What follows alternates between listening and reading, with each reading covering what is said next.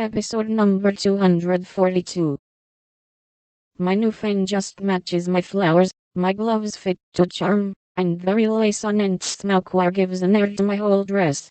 If I only had a classical nose and mouth I should be perfectly happy, she said, surveying herself with a critical eye and a candle in each hand. In spite of this affliction, she looked unusually gay and graceful as she glided away. She seldom ran, it did not suit her style, she thought, for being tall, the stately and Junosque was more appropriate than the sportive or piquant. She walked up and down the long saloon while waiting for Laurie, and once arranged herself under the chandelier, which had a good effect upon her hair. Then she thought better of it, and went away to the other end of the room, as if ashamed of the girlish desire to have the first view a propitious one.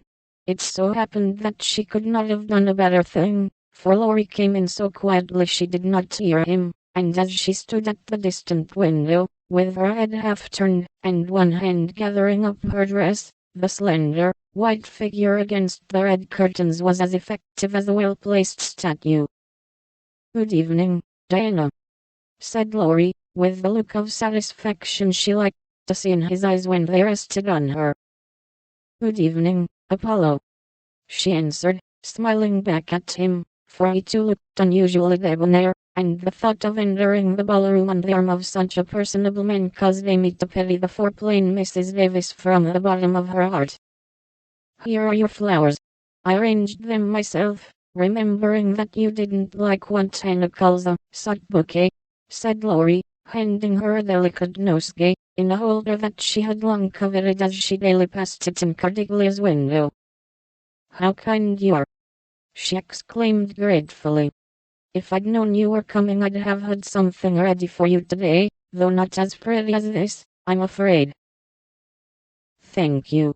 It isn't what it should be, but you have improved it," he added, as she snapped the silver bracelet on her wrist. "Please don't. I thought you liked that sort of thing." "Not from you, it doesn't sound natural, and I like your old bluntness better." "I'm glad of it," he answered, with a look of relief, then buttoned her gloves for her, and asked if his tie was straight, just as he used to do when they went to parties together at home. The company assembled in the long salamander that evening was such as one sees nowhere but on the continent. The hospitable Americans had invited every acquaintance they had in Nice, and having no prejudice against titles, secured a few to add luster to their Christmas ball. A Russian prince condescended to sit in a corner for an hour and talk with a massive lady, dressed like Hamlet's mother in black velvet with a pearl bridle under her chin. A Polish count, aged 18, devoted himself to the ladies, who pronounced him a fascinating dear, and the German serene something, having come to supper alone, roamed vaguely about, seeking what he might devour. Baron Rothschild's private secretary, a large-nosed Jew in tight boots, affably beamed upon the world, as if his master's name crowned him with a golden halo.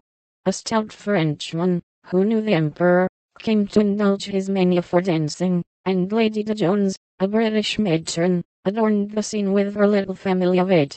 Of course, there were many light-footed, shrill-voiced American girls, handsome, lifeless-looking English ditto, and a few plain, but piquant French demoiselles, likewise the usual set of traveling young gentlemen, who disported themselves gaily, while mammas of all nations lined the walls, and smiled upon them benignly when they danced with their daughters.